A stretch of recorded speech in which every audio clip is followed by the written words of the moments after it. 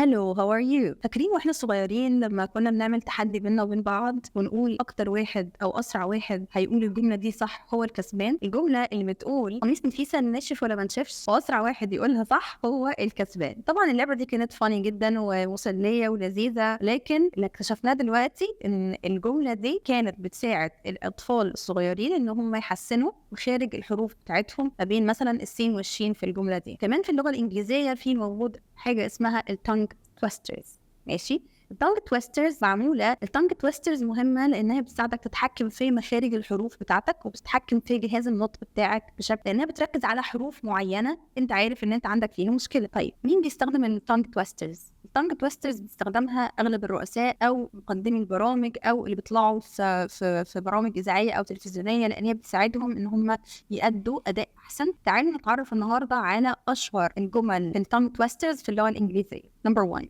A happy hippo hopped and hiccuped. A happy hippo hopped and hiccuped. تعالوا نقولها بطريقه اسرع. A happy hippo hopped and hiccuped. A happy hippo hopped and hiccuped. A happy hippo hopped and hiccuped. رقم 2. She sells seashells by the seashore. She sells seashells by the seashore. هنقولها أسرع 3 مرات. She sells seashells by the seashore. She sells seashells in the seashore. She sells seashells by the seashore. Number 3. And this one for the TH. Number 3.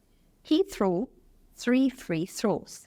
He threw 3 free throws. تعالوا نقولها أسرع 3 مرات ورا بعض. Number 1. He threw 3 free throws.